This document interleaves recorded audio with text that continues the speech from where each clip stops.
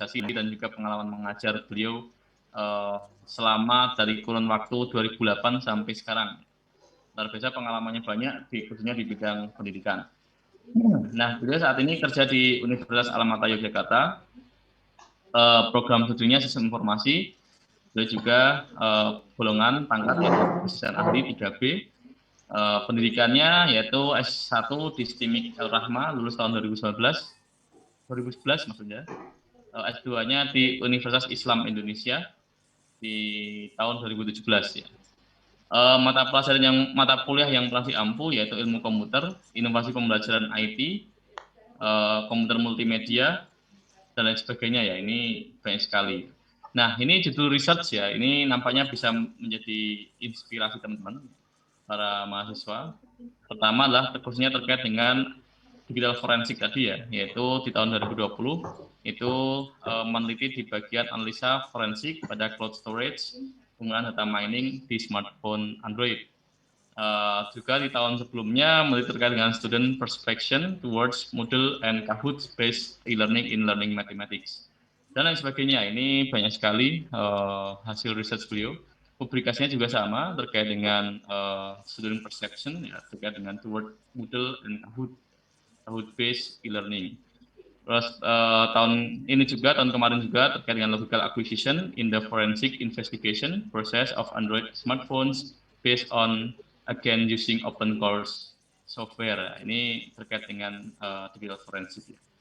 Dan nampaknya ini menarik sekali dan terkait dengan digital forensik ini pasti kita akan belajarnya terkait dengan bagaimana kita ngetes DNA gitu kan, ataupun permasalahan-permasalahan terkait hal itu ya. Saya pikir rekan-rekan mudah-mudahan nanti bisa bertanya banyak ya terkait dengan materi yang nanti akan disajikan oleh Pak Pri Rohmadi. Ya, ini terkait dengan seminar workshop konferensi yang diikuti ya. Ada dari basis teknologi, BSSN, terkait dengan root brain dan lain sebagainya ya. Ini menarik sekali ya. Mungkin nanti teman-teman bisa bertanya ya terkait dengan hal itu.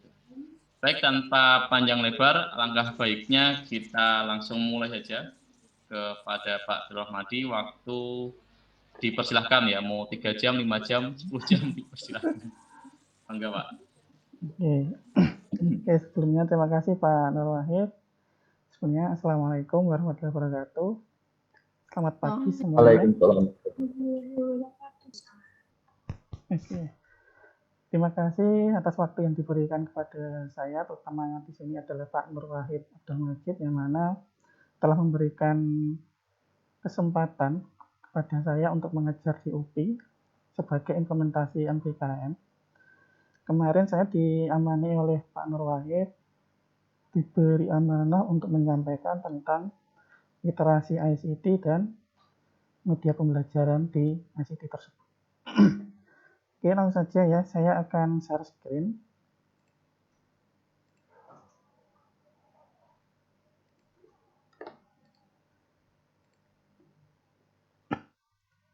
Sudah nampak layar saya?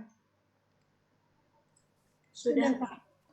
Oke, karena tadi sudah dibacakan CV-nya oleh Pak Nur Wahid, jadi saya nggak usah perkenalan, cukup yang tadi saja. Terkait dengan kontak tadi juga sudah ada ya, nanti misalkan ada perlu dengan saya bisa minta CV yang sudah saya berikan ke Pak Nur Wahid. Di sini juga sudah ada beberapa publikasi penelitian yang tadi juga sudah ada di CV. Nah, terkait dengan materi yang ingin saya sampaikan, yang ingin kita diskusikan bersama di sini, nanti terkait dengan tren penelitian di bidang IT tersebut, kemudian beberapa judul penelitian yang mana ada kaitannya antara IT dan pendidikan, kemudian terkait dengan jurnal nasional ataupun internasional, dan yang terakhir nanti saya membahas tentang literasi. Jadi saya balik. Oke, saat ini di Indonesia ini terutama, ataupun di belahan dunia manapun, itu sedang digaungkan yang namanya industri 4.0. Yang mana di industri 4.0 itu akan mengakibatkan yang mana tren penelitian itu berubah dan beberapa tantangan yang mungkin timbul dari adanya industri 4.0 tersebut. Bahwasanya di industri 4.0 itu yang sering kali kita jumpai adalah beberapa perangkat itu saling terkoneksi, kemudian ada juga yang otomasi dalam artian misalkan sekarang kita kalau mengunjungi beberapa web layanan umum yang mana itu harus ditangani oleh seorang customer service itu sudah digantikan oleh chatbot dan sebagainya. Nah, menariknya adalah walaupun industri 4.0 ini sudah digaungkan di Indonesia beberapa waktu yang lalu, tetapi itu sebenarnya pada dasarnya adalah di Indonesia itu belum mencapai pada tahap ini. Tapi industri 4.0 ini sering digaungkan oleh pemerintah ataupun yang lainnya. Ini yang ada di Indonesia.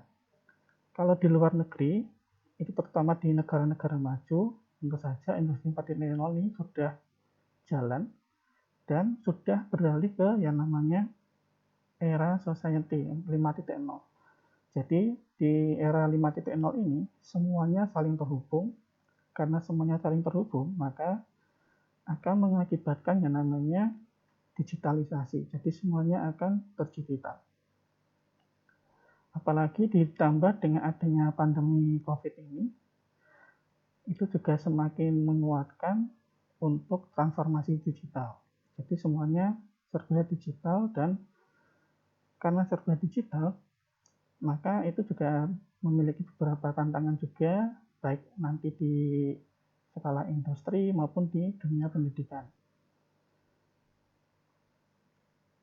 Nah, adanya era 4.0 tadi, kemudian 5.0, atau yang kaitannya dengan TIK atau ICT,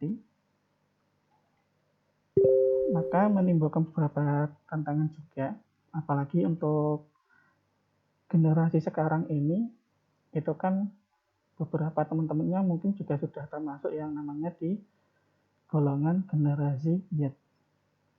Yang mana generasi Z ini sejak kecil sudah terbiasa dengan yang namanya gadget. Ini kan teman-teman ada di prodi pendidikan ya, maka kan nanti otomatis juga akan mungkin profilnya atau tujuannya, cita-citanya ingin menjadi seorang pendidik atau guru, ataupun nanti juga bisa menjadi dosen. Nah, karena saat ini masih kuliah, maka kemungkinan nanti yang diajarkan itu adalah yang mungkin generasi yang lebih di atasnya Z ya berarti ya. Kalau tadi di generasi Z ini saya menjabarkan sejak kecil dia sudah terbiasa dengan yang namanya gadget.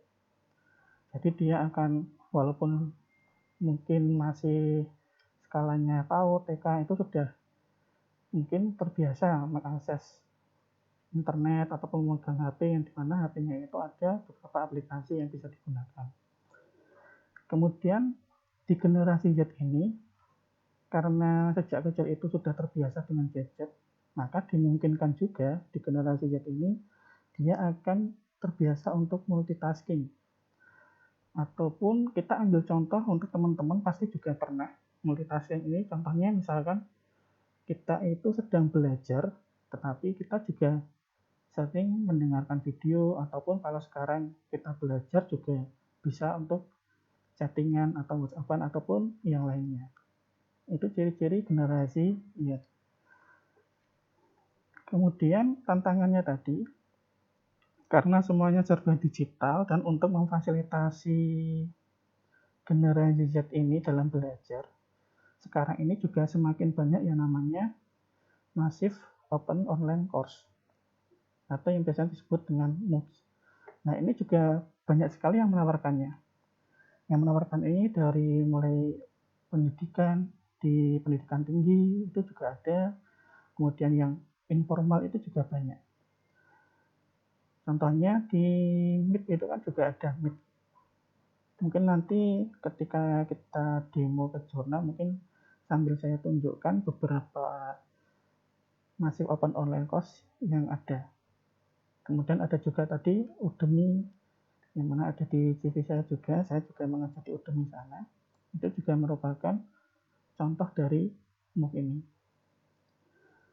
Kemudian karena adanya MOOC tersebut, maka keberadaan sekolah ini ataupun kita sebagai pengguna masyarakat ini juga tidak akan lepas yang namanya tadi.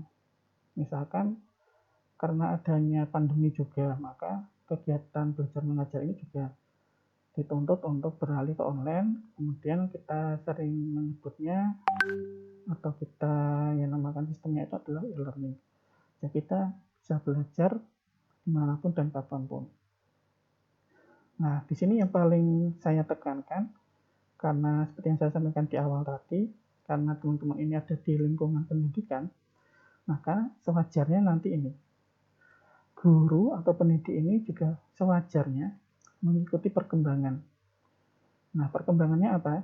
Kalau tadi di era 4.0, ya kita harus mengikuti yang ada di sini. Kita sebagai guru atau pendidik juga mestinya kita selalu update skill kita, belajar bagaimana terkait dengan yang ada di industri 4.0. Barangkali nanti sampai ke 4.0 yang mana sudah berbasiskan masyarakat, yang mana masyarakat itu bisa dengan mudah mendapatkan informasi, maka kita juga harus menyikapinya di sini. Supaya apa? Supaya kita itu bisa antisipatif dan proaktif. Jadi harapannya nanti untuk siswa atau mahasiswa yang mungkin nanti teman-teman ajarkan, itu juga mudah menyerap informasi apa yang kita sampaikan. Itu terkait apa yang ada di generasi Z, terkait dengan ciri-cirinya dan juga tantangannya. Nah, tadi disampaikan di 4.0 itu kan ada beberapa teknologi ya. Nah, dari beberapa teknologi ini, maka juga memunculkan beberapa topik penelitian yang mungkin nanti ini apa ya, bisa sebagai gambaran teman-teman misalkan ingin untuk penelitiannya. Yang jelas kalau kita ada di era 4.0, era 5.0 itu pasti tidak akan lepas yang namanya digital innovation. Jadi supaya kita itu bisa bertahan, bisa adaptif, maka kita juga harus melakukan yang namanya inovasi. Nah, kalau di sistem pembelajaran itu kan ada yang sistem pembelajaran jarak jauh. Nah, itu ada e-learning. Nah, kemudian bagaimana supaya kita itu ketika melakukan pembelajaran bisa interaktif dan sebagainya. Nah, ini bisa difasilitasi yang namanya ini augmented reality, virtual reality, mixed reality. Dari tiga ini mungkin teman-teman juga sudah paham, sudah familiar mungkin dengan istilahnya, atau mungkin juga pernah atau sering membuat aplikasi. Nah, di sini yang menarik lagi adalah yang di gamification. Nah, gamification ini gamification yang tidak hanya kita menggunakan kuis, tapi benar-benar gamification yang mana kita menerapkan konsep game, permainan itu di dalam pembelajaran. Kalau di gamification-nya semacam ini, yang sering saya temui itu adalah di model game RPG itu. Jadi kita ada jalur-jalurnya, nanti di setiap pos itu ada materi dan pertanyaan. Nanti ketika pertanyaan itu bisa dijawab, kita bisa lanjut ke pos selanjutnya atau ke materi berikutnya. Nah, kemudian yang menarik juga di sini ada, saya tuliskan juga hologram. Nah, di hologram ini kalau menurut infonya itu nanti saya tunjukkan juga, nanti kita ke langsung demo saja hands on, kita tunjukkan beberapa referensinya di internet. Bahwasanya hologram ini mungkin nanti di tahun 2025 itu sudah akan marak. Apalagi di hologram ini kan di produknya Samsung kalau nggak salah. Dia itu sudah mengeluarkan yang namanya produknya hologram. Jadi nanti hologram itu benar-benar ada, seperti yang ada di film-film itu. Oke, mungkin ini langsung saya demokan saja. Jadi nanti setelah demo, saya lanjutkan ke materinya lagi. Oke. Tampilan saya sudah beralih ke browser belum ya, teman-teman? Sudah, Pak. Sudah, Pak. Mungkin yang menarik yang hologram tadi ya. Kita tunjukkan aja. Hologram 2008. Nah, mungkin kita mengira atau kita sering menonton televisi itu kan kok canggih banget, apakah beneran ada besok? Nah, ternyata ini juga sudah terjawab. Hologram ini nanti di tahun 2025 itu sudah ada, apalagi nanti yang Samsung aja. Samsung yang benar-benar kita sudah ada buktinya langsung dari Samsung. Nah, ini dipublikasikan 1 tahun yang lalu, berarti kan tahun 2020. Itu Samsung sudah memamerkan hologramnya.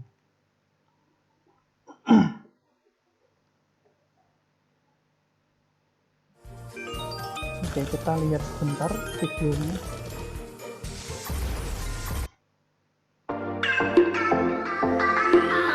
Your smartphone and a hologram device in the form of a docking station. Last year reported Let's Go Digital, a Samsung 3D hologram smartphone, making it possible to project holographic images in the sky.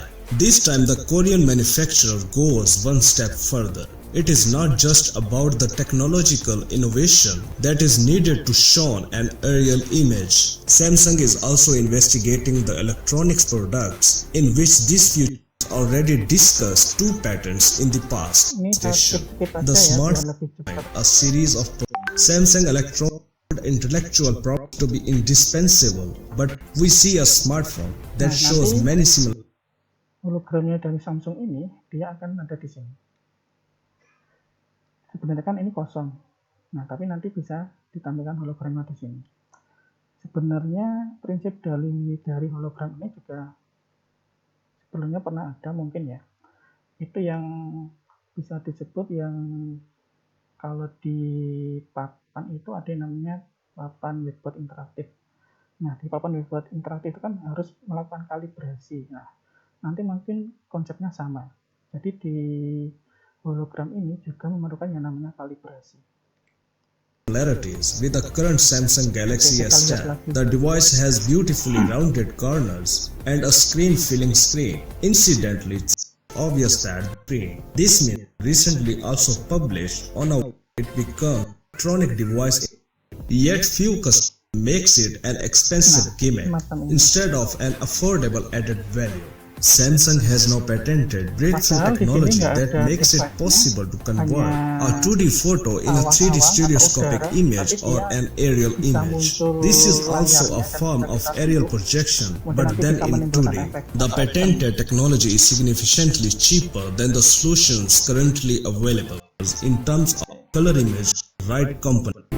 Nah, itu contoh hologram yang dari Samsung. Kemudian saya juga sedikit lupa kemarin sumbernya dari mana. Itu hologram ini akan mulai masif di luar negeri ya terutama. Itu di tahun 2025. Jadi contohnya semacam ini. Di hologram itu dia nanti bisa tumbuh di objek manapun. Bisa contohkan di tangan. Kemudian di lengan.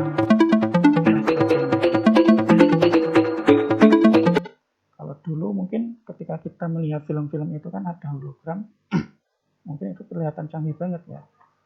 Nah, nanti ya harapannya mungkin aja ya, semoga aja di tahun 2005 itu beneran ada dan mungkin nanti juga bisa diimplementasikan di Indonesia. Jadi kita akan menikmati atau apa ya, ketika dulu kita menganggap itu canggih, ya beneran canggih, kita bisa menikmatinya.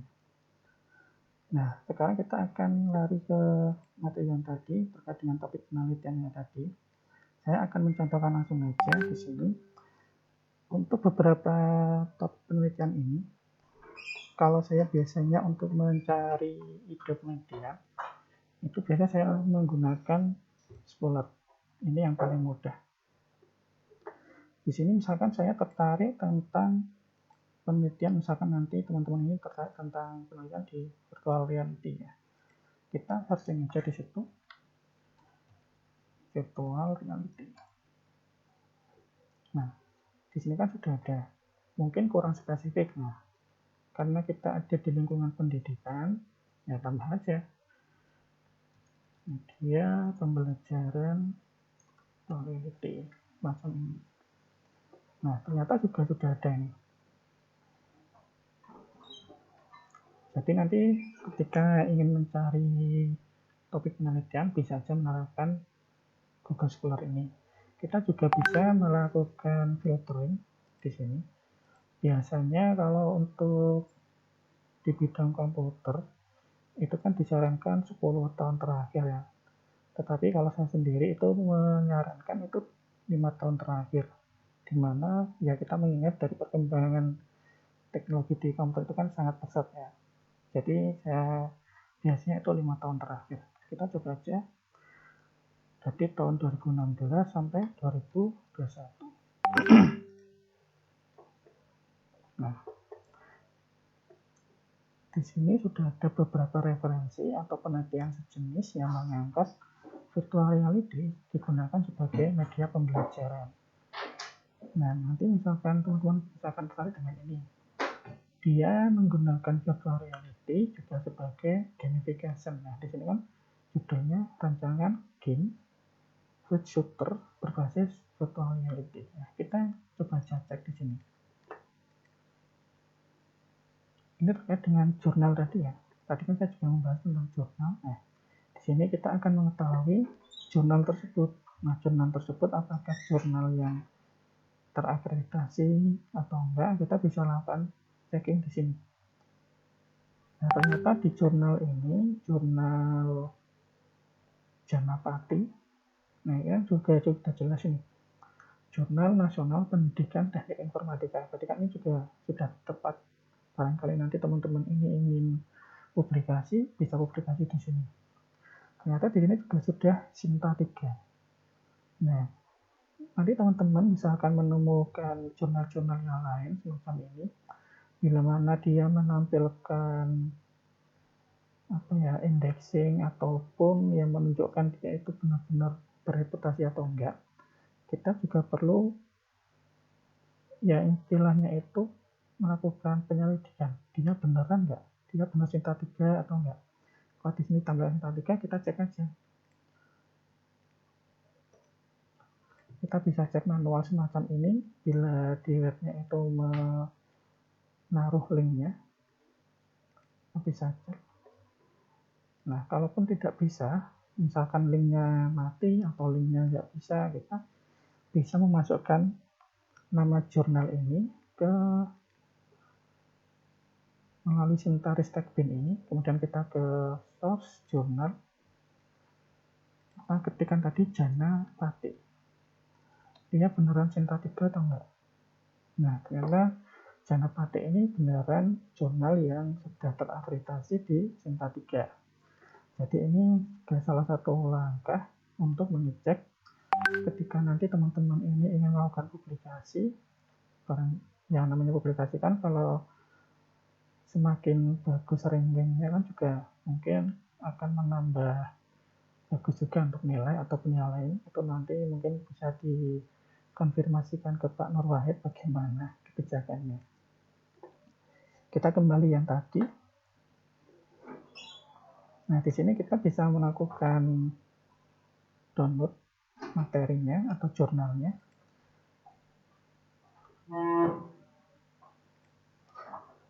Oke, saya buka lagi. Nah, yang perlu dibaca, yang ini pengalaman pribadi juga ya. Kalau saya biasanya membaca itu, saya mengumpulkan jurnal-jurnalnya dulu, artikel atau paper-papernya dulu. Nah, apakah semuanya dibaca dari misalkan ini ada 15 halaman? Itu nggak usah semuanya dibaca, tapi kita langsung baca aja ke abstraknya. Di abstrak itu sudah sesuai dengan tujuan kita dalam mencari referensi tersebut atau enggak. Kita bisa membacanya di abstrak. Kalau misalkan di abstrak itu mungkin sudah mewakili tapi kurang jelas, kita langsung aja ke kesimpulan. Kesimpulannya benar nggak sesuai dengan apa yang kita maksudkan. Nah, ternyata benar. Nah, kalau benar, maka paper ini langsung aja kita simpan. Kemudian kita lanjutkan ke referensi yang lain. Kita cari referensi yang lain. Nah, misalkan di sini ada juga, misalkan,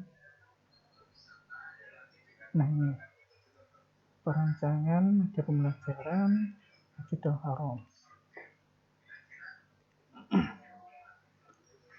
Jadi ini langkah-langkah untuk melakukan referensi paper ketika kita nanti akan melakukan penelitian. Semacam ini langkah-langkahnya. Kalau misalkan ingin ke jurnal internasional, bisa aja. Kalau ke jurnal internasional, saya itu biasanya menggunakan IEEE. Jadi dia itu sebuah proceeding, tetapi di sana dia biasanya update.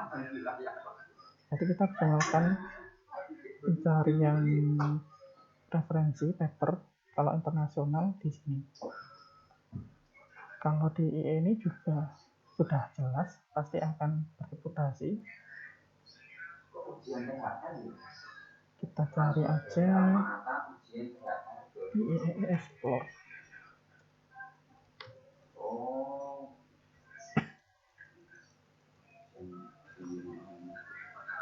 Nah, ini karena kita tadi tertarik dengan virtual reality, kita ketik aja virtual reality di kolom pencarian tersebut.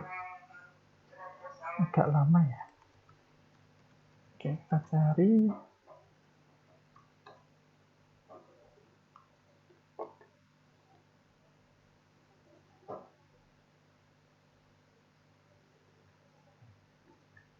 Kalau yang jelas, kalau kita melakukan filter atau mencarikan pencarian di sini, itu sudah jelas papernya itu bagus dan berreputasi. Nah, di sini juga sudah ada ternyata. Kita bisa melakukan filtering lagi, seperti yang saya sebutkan tadi. Kalau bisa itu 5 tahun terakhir, ataupun kalau enggak ya 10 tahun terakhir kita filter, kita apply.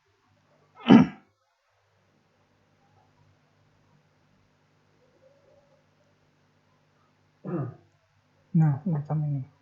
Jadi di IE ini juga sudah ada penelitian tentang virtual reality. Bila mana nanti teman-teman ini juga ingin mencari referensi yang skalanya di jurnal internasional. Apakah hologram juga sudah ada? Kita cek aja. Hologram education. Di IE sudah ada atau belum? Kita juga compare ke Google Scholar ya.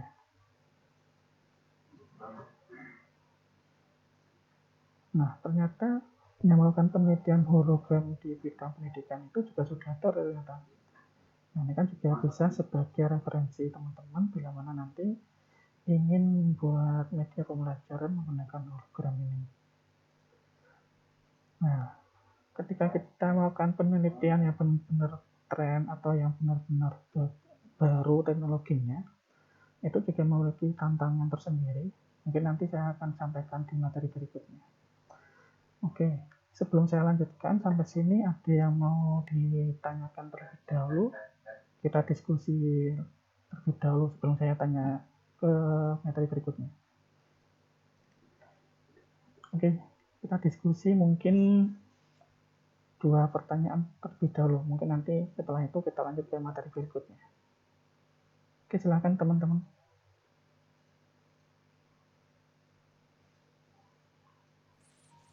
Ya, silakan kalau ada yang ingin ditanyakan, boleh ya. Atau gimana? Ada yang mau didiskusikan?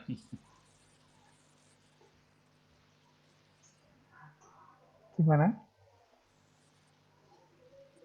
Ada yang mau ditanyakan terlebih dahulu?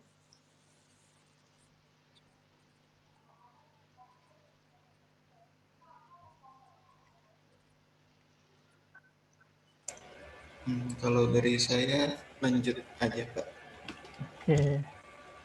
Oke. Kita lanjut aja. Karena nggak ada yang bertanya, saya akan share screen lagi. nanti terkait dengan topik penelitian ini bisa di searching lagi ya. Tadi bisa melalui Scholar ataupun yang lain. Kita lanjut ke materi berikutnya. Nah, ketika kita menerapkan teknologi TIK di dalam pembelajaran, tentu saja itu ada kelebihan dan kekurangannya. Kalau kelebihannya itu juga sudah jelas, ada yang melakukan penelitian, itu menurut CTR, yaitu Computer Technology Research. Di sana dia melakukan penelitian terkait dengan daya ingatnya. Bila mana apa yang kita sampaikan itu cuma dilihat, maka daya ingatnya itu tidak akan lebih dari 20%. Kemudian bila mana materinya itu hanya bisa didengar, maka daya ingatnya itu bisa mencapai 30%. Kemudian kalau bisa dilihat dan bisa didengar, maka daya ingatnya itu bisa mencapai 50%. Tetapi kalau materi yang kita sampaikan itu bisa dilihat, bisa didengar, dan bisa dilakukan, maka di sini kan intinya adalah interaktif tadi, itu bisa mencapai 80%. Ini mengapa kita menggunakan teknologi pembelajaran di dalam kita untuk mendidik atau mengajar siswa-siswa nanti atau mahasiswa. Ini kelebihannya. Kemudian kekurangannya apa? Nah, kekurangannya tentu saja ini ya. Terlalu mahal yang jelas. Apalagi yang kita gunakan itu adalah teknologi-teknologi yang baru. Karena biasanya yang teknologi yang baru itu pasti mahal. Beda dengan yang teknologi mungkin sudah jadul, maka itu juga sudah murah lagi. Seperti halnya yang sering kita alami ketika ada smartphone dengan tipe varian baru, itu kan pasti lebih mahal dibandingkan dengan smartphone yang jadul, macam itu analoginya.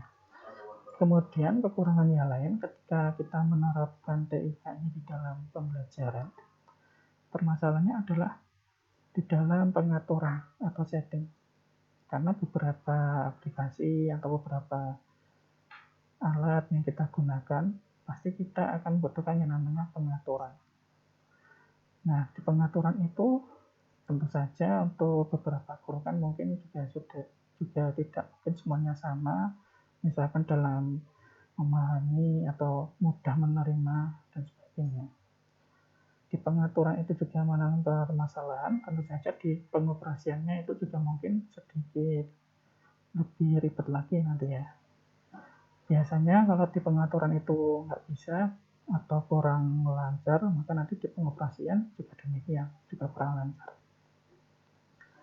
Kemudian yang berikutnya adalah ini, sering terjadi penyalahgunaan.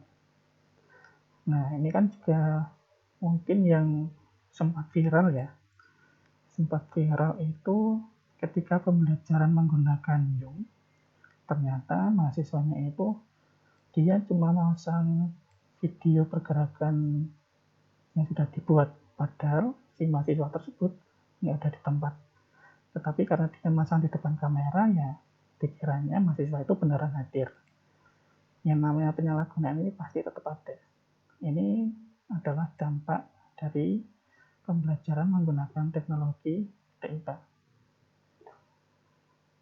Nah, makanya karena untuk mengantisipasi hal tersebut, kita membutuhkan yang namanya literasi terkait dengan TIK.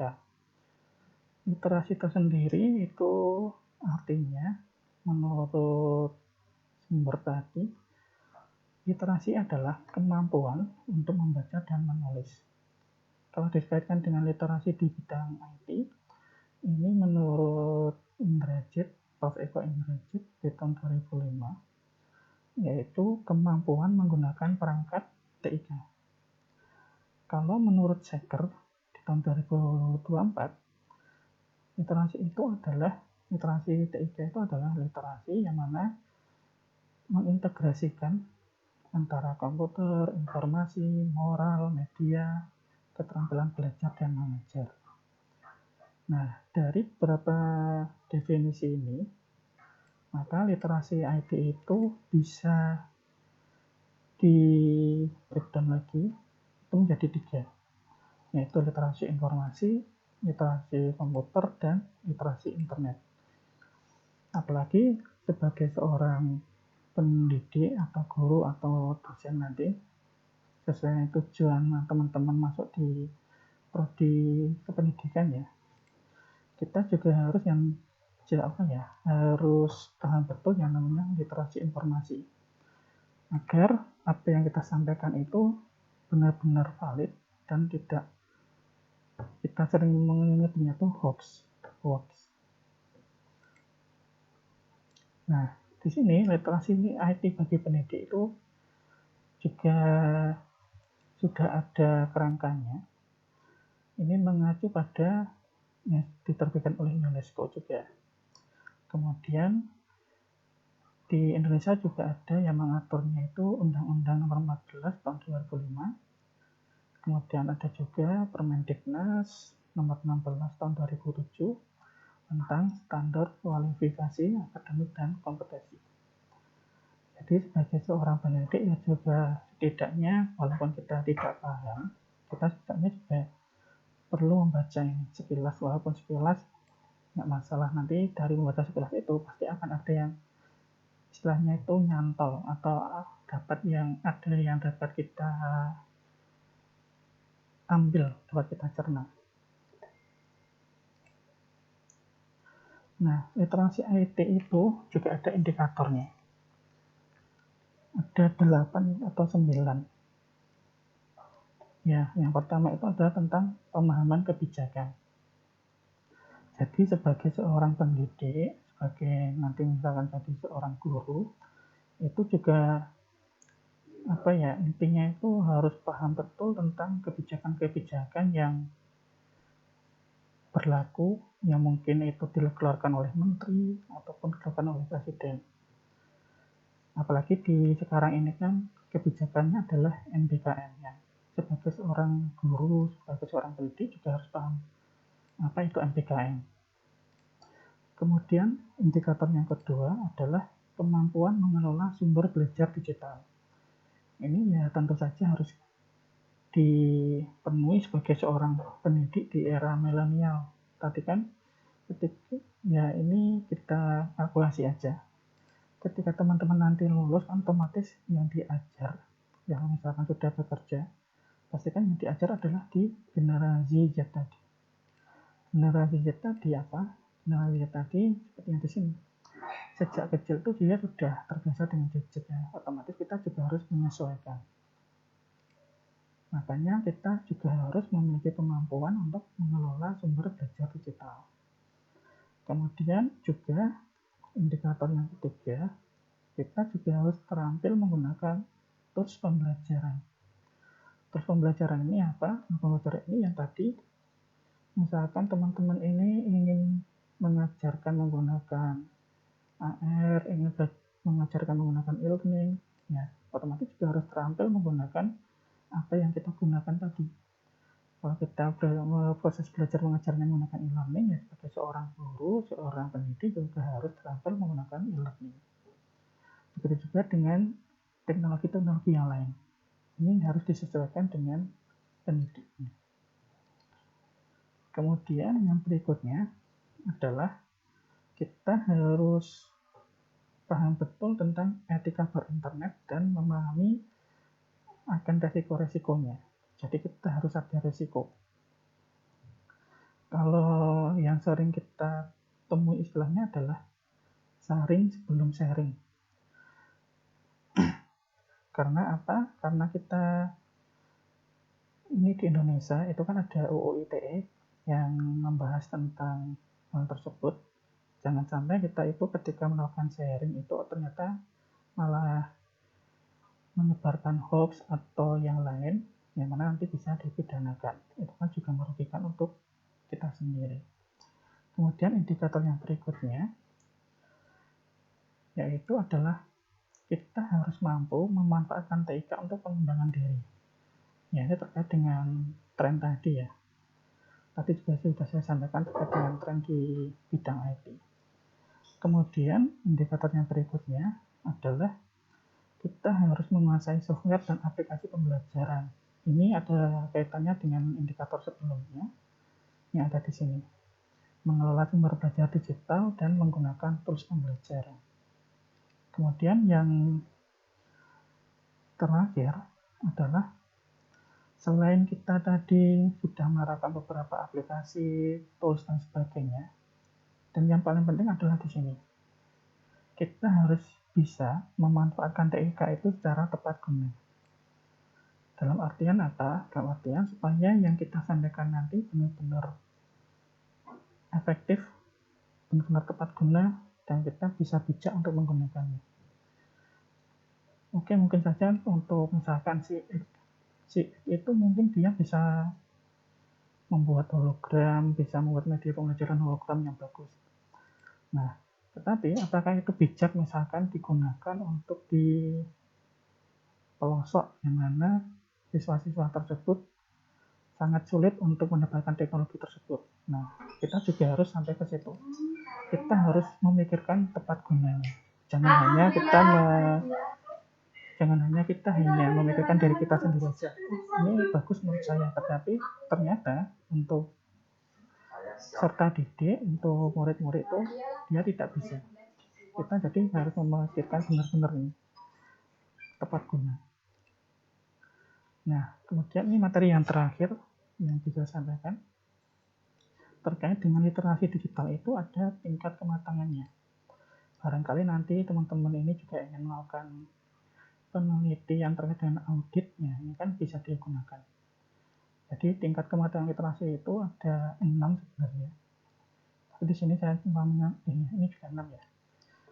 Dari mulai level 0 sampai level 5. Kalau di level 0 itu dia sama sekali tidak tahu dan tidak peduli. Itu di level 0. Apakah ini mungkin? Ya mungkin aja ya.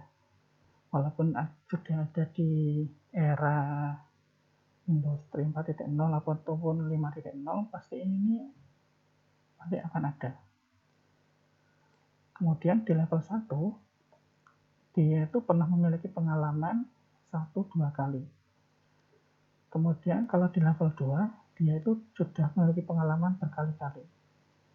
Kemudian di level 3, dia itu sudah memiliki standar penguasaan. Jadi penguasaan terkait penggunaan tadi ataupun terkait dengan pengelolaan, dia itu benar-benar sudah sesuai standarnya. Kalau di level 4, dia itu sudah sanggup untuk meningkatkan. Kemudian di level 5, dia itu bisa menganggap informasi dan teknologi sebagian yang tak terpisahkan. Oke, jadi itu yang dapat saya sampaikan untuk materi hari ini. Kita langsung ke diskusi saja biar kelasnya juga lebih interaktif. Begitu ya Pak Wahid ya, teman-teman.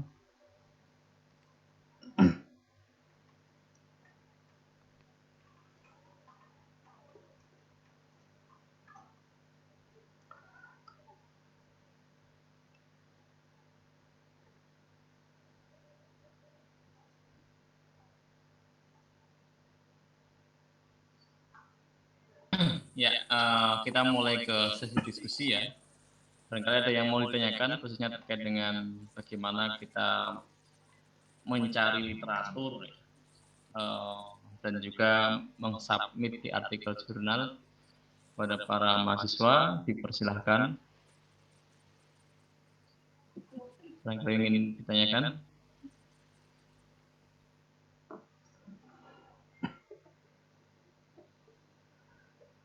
Oke, silakan teman-teman yang ingin bertanya atau ingin berdiskusi, atau mungkin kita acak aja. Di sini ada 50 peserta dari 2 kelas ya Pak Nurwahid ya.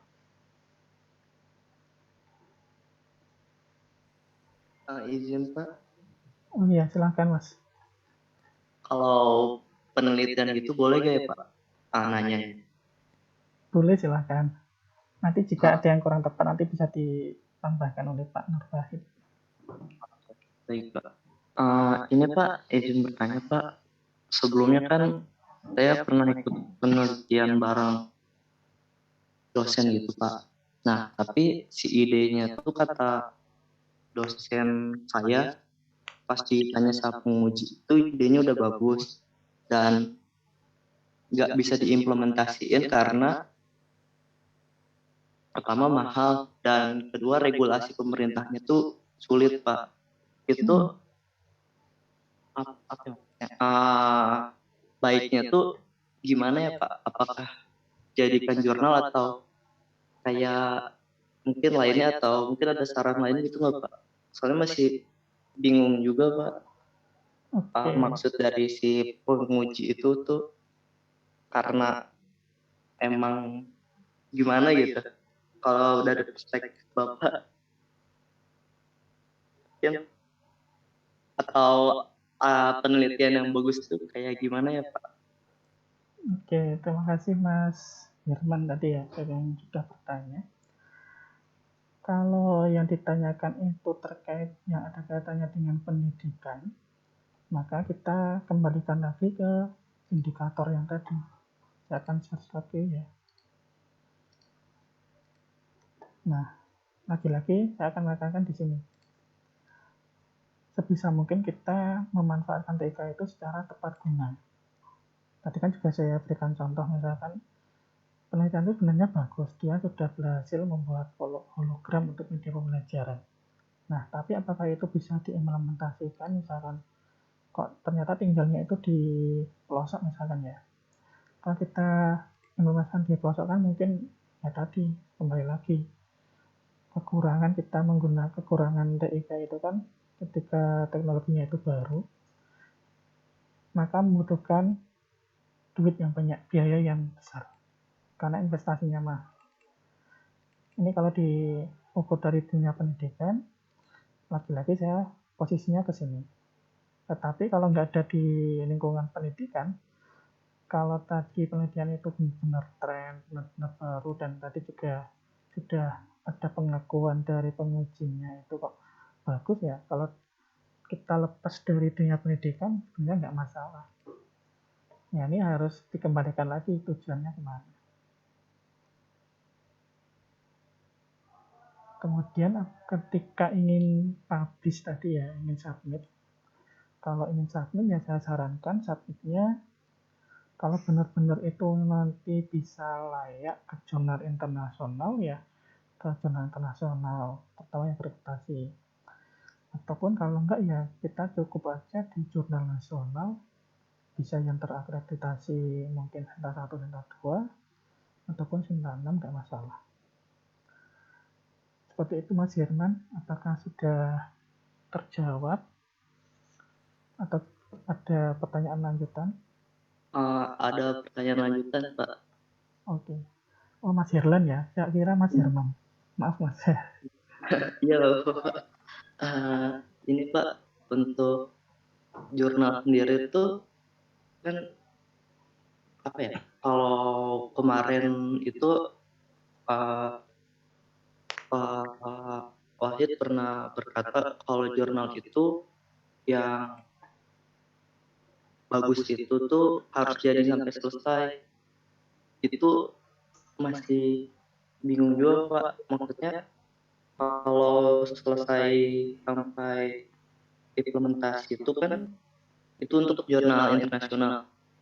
Itu tuh dan jarang juga sih atau jurnal nasional yang nggak sampai selesai itu. Jadi apa ya? Berarti lebih baik itu kita selesaikan dulu apa yang ingin kita buat, baru jadikan jurnal atau bagaimana? Oke. Kalau menurut pemahaman saya ini ya Mas ya, karena saya juga tidak murni di pendidikan, kalau saya memahaminya kalau di dalam dunia pendidikan, apa yang kita buat, kemudian apa yang ingin kita jadikan jurnal, sebenarnya sama untuk hal yang lain, itu harus sampai selesai. Dalam artian kalau di dunia pendidikan ya otomatis harus sampai ke implementasinya. Seperti itu Mas Hirlan. Nanti terkait dengan implementasinya ini sebenarnya juga ada beberapa analisis atau ada beberapa penilaian. Bisa aja yang dinilai itu dari sisi apanya, misalnya dari sisi kontennya. Kalau dari sisi kontennya kan itu berarti kita juga harus melakukan penilaian dengan pakar di pendidikan dari materi yang dibuat. Atau bisa juga analisisnya itu sampai ke tindakan kelas. Jadi kan kalau di dunia pendidikan, terutama guru kan itu kan ada penelitian tindakan kelas ya. Nah itu sampai situ juga akan lebih bagus lagi. Ataupun bisa aja itu yang dinilai dua-duanya juga tentang penerapannya itu benar-benar bisa diterapkan nggak, benar-benar bisa diimplementasikan atau tidak. Atau ketika nanti sudah dilakukan penelitian ternyata yang bisa menerapkan itu mungkin cuma 1-2, yang lainnya nggak bisa. Itu kan nanti juga bisa sebagai masukan dalam pengembangan selanjutnya. Mungkin itu harapannya tadi di Pak Wahid ya, pembimbingnya ya. Mungkin harapannya sampai seperti itu. Jadi benar-benar misalkan nanti ini jurnalnya layak atau aplikasinya layak, itu juga sudah ada pendukungnya, sudah ada buktinya. Barangkali nanti mau dilakukan ke tindak lanjut misalkan ke hak cipta atau paten itu kan akan lebih mudah lagi. Jadi lagi-lagi ke indikator yang terakhir, usahakan itu sampai ke tepat guna. Kita membuat tapi nggak ada implikasinya ya otomatis mungkin itu bisa aja nggak masalah.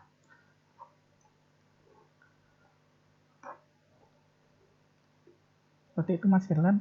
Ada lagi atau temannya? Sudah, Pak. Terima kasih banyak, Pak. Ya Mas. Oke, silahkan yang lain.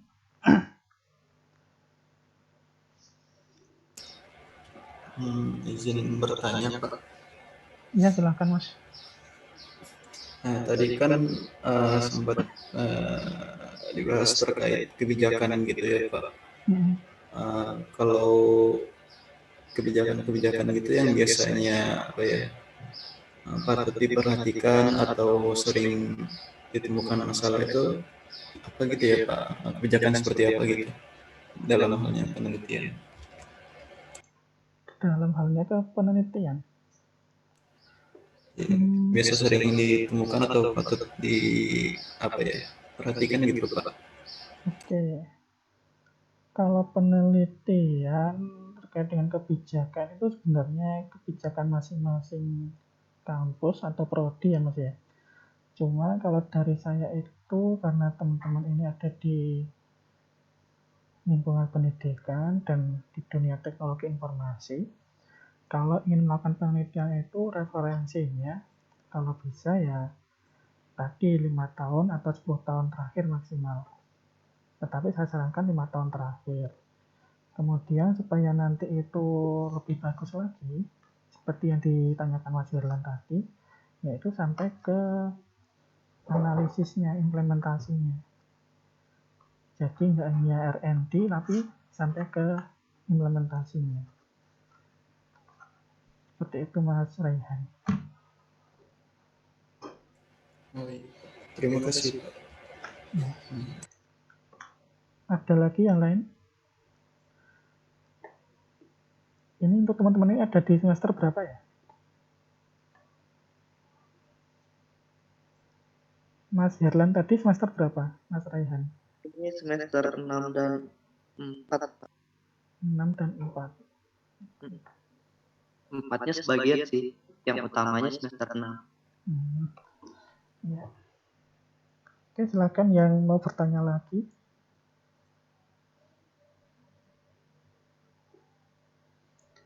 Kita diskusi saja biar lebih menarik. Jadi saya nggak ngomong sendiri.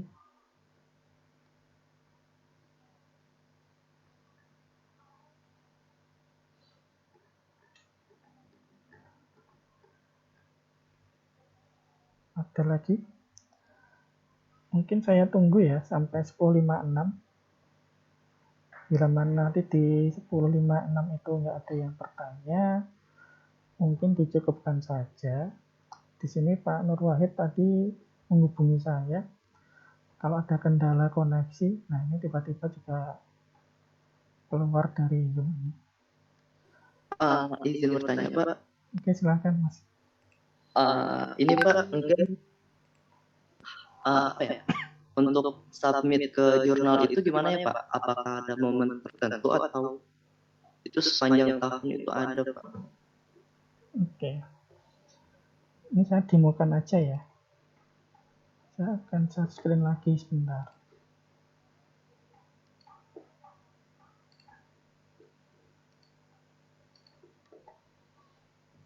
Ketika ingin submit jurnal, itu pada dasarnya setiap saat bisa.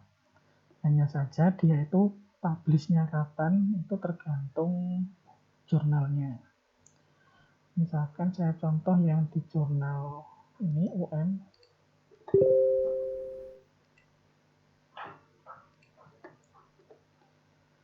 Nah, di sini kita juga harus membaca jurnal tersebut. Kita cari informasinya. Di jurnal tersebut dia itu publish-nya setiap apa. Jadi misalkan teman ini ketika nanti di tugas akhir skripsi ada kewajiban untuk sampai submit jurnal, itu juga harus dipikirkan ke sini. Misalkan ingin lulus di bulan Januari misalkan ya. Ya kita jangan mencari jurnal yang publish-nya itu di bulan setelah Januari. Kita harus cari jurnal yang publish-nya itu sebelum Januari. Dan usahakan ketika submit itu kalau bisa ya 2-3 bulan sebelum publish-nya. Supaya nanti kita juga dapat kejelasan jurnal paper kita itu diterima atau enggak. Kalau paper kita itu ditolak ya kita cari yang lain. Ini ada enggak ya keterangan publish-nya setiap apa. Nah, kalau misalkan kita juga mengalami kesulitan mencari informasi tersebut, kita cek aja di arsip, menu arsip. Nah, di sini ketahuan, ternyata jurnal UM ini, namanya JPTPP ini, publish-nya, nah ini ternyata publish-nya setiap bulan ada. Nah, ini bisa jadi rujukan teman-teman ini. Karena kalau ini nanti mau publish, bisa ke sini. Ini juga sudah bagus, ini ada di Sinta 2. Jadi di ranking Sinta itu semakin kecil, itu semakin bagus. Jadi Sinta 1 itu lebih bagus dari Sinta 2. Beda dengan gelar akademik. Seperti itu Mas Herlan dan teman-teman. Jadi ketika ingin mencari target jurnal, itu kita bisa mencarinya di arsip. Kalau di halaman depan itu kita nggak menemukan informasinya. Gimana Mas Herlan? Sudah terjawab? Alhamdulillah Pak, sudah Pak. Terima kasih banyak. Balik. Oke, silakan kalau ada yang mau bertanya lagi.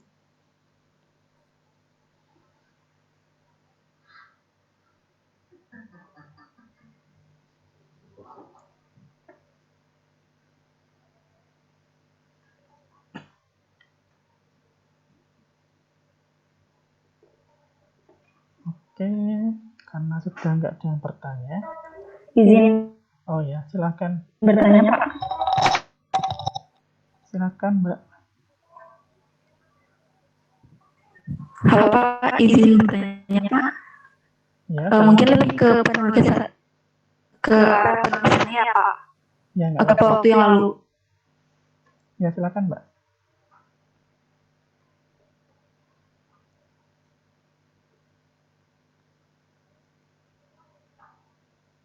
Halo Mbak Ifah.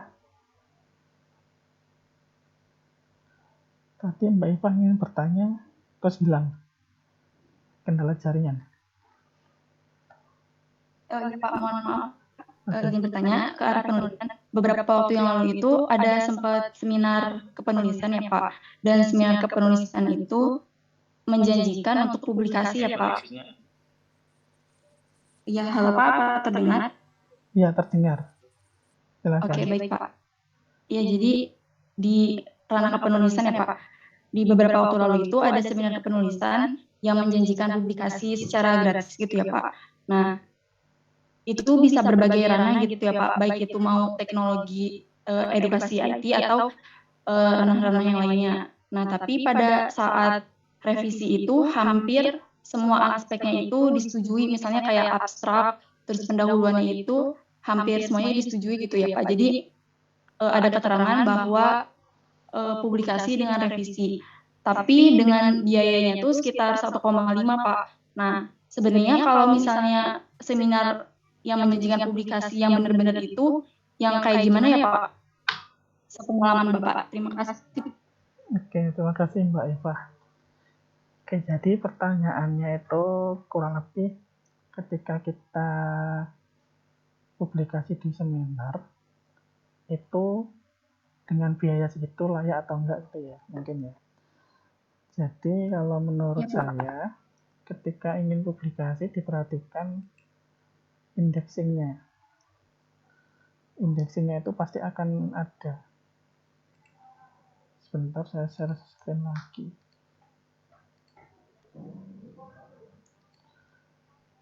Misalkan di call paper tersebut itu dia menjanjikan akan publish di misalkan jurnal terakreditasi. Nah, itu juga harus dipastikan benar terakreditasi, kemudian tujuannya itu di jurnal mana. Kita juga harus ngecek.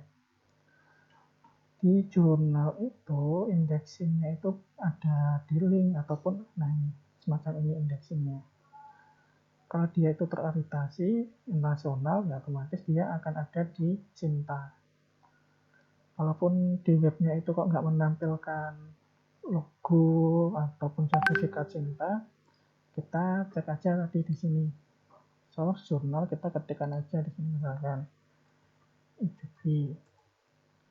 Nah, ternyata beneran ada ya, berarti beneran itu jurnalnya atau seminar konferensinya itu benar-benar bagus.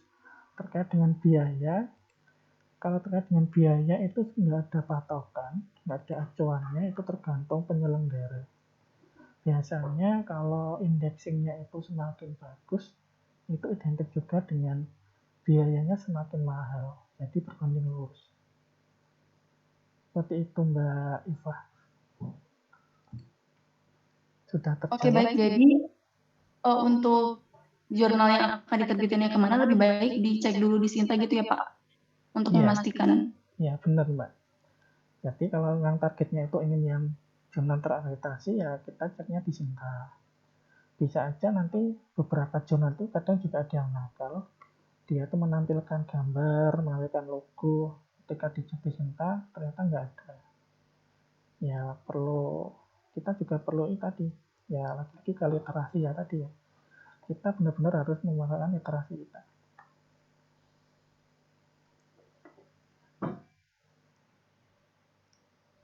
Oke, silahkan. Ada lagi? Atau Mbak Eva, ada pertanyaan lanjutan?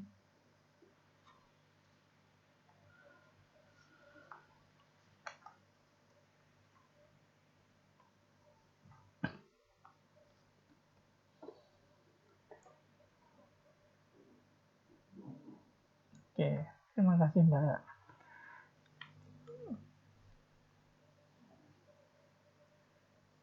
Gimana Pak Nur Wahid, apakah sudah dicukupkan saja?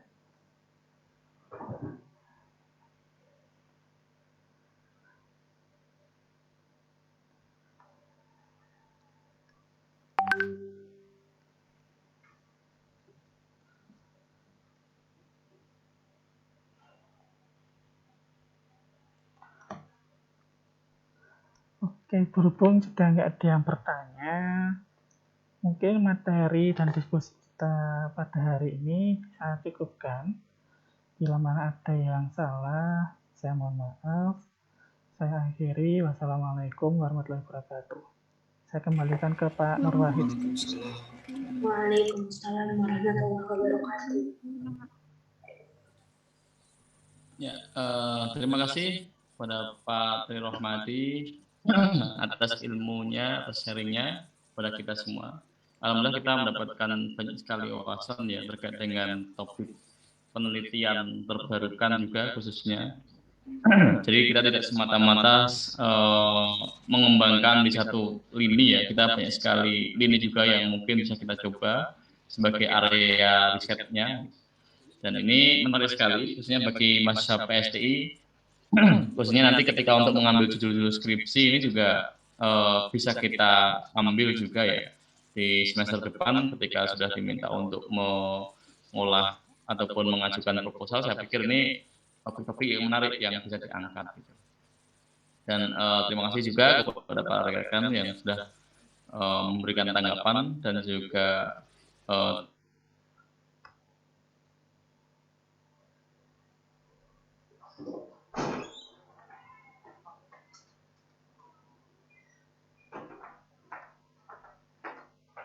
Ayo, ketemu aku aja dulu. Aku ramai kuliah.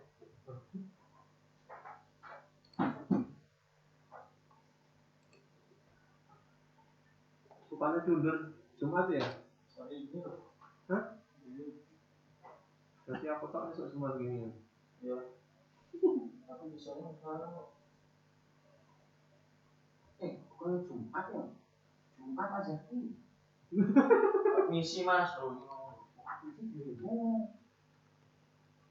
sangat apa itu urusan web kita. Nih, Bismillah mengundang Mas Zaki, Mas Dada pada FGD ulangan web pada hari Rabu besok jam 11 siang pada sisa. Terima kasih. Dibalas nggak? Kok balas nggak? Iya. Terus G sama ini. Rabu jam 11. Bukan ngomong sakit toh Pak Zaki. Terus ternyata Pak Dada nggak bisa. Terus saya juga nggak bisa karena kuliah. ya mohon maaf, ini kayak koneksi saya terkendala jaringan. Baiklah, biar lebih efektif kita akhiri saja ya kuliah kita. Terima kasih sekali lagi kepada Pak Tri Rohmadi dan rekan-rekan semua. Mari kita akhiri pertemuan pada siang hari ini dengan berdoa ya. Berdoa dipersilahkan. Amin. Baik, doa selesai. Sekali lagi kami ucapkan terima kasih kepada Pak Tri yang bersedia hadir, berkenan hadir di dalam perkuliahan ini. Mudah-mudahan ilmunya bermanfaat dan juga kita saling bersinergi untuk berkolaborasi khususnya ya. Ini sangat menarik sekali ya untuk pengembangan selanjutnya. Sekian dari saya undur diri. Sekian, wassalamualaikum warahmatullahi wabarakatuh. Waalaikumsalam warahmatullahi wabarakatuh. Terima Terima kasih kasih Pak Nur Wahid dan Terima teman-teman. kasih Pak Tri. Ya, saya jelas ya. Ya, mangga Pak Tri. Admisi tuh? Ngarepannya tuh? Di bawah tuh maksudnya? Di bawah. Ya wis, oke tak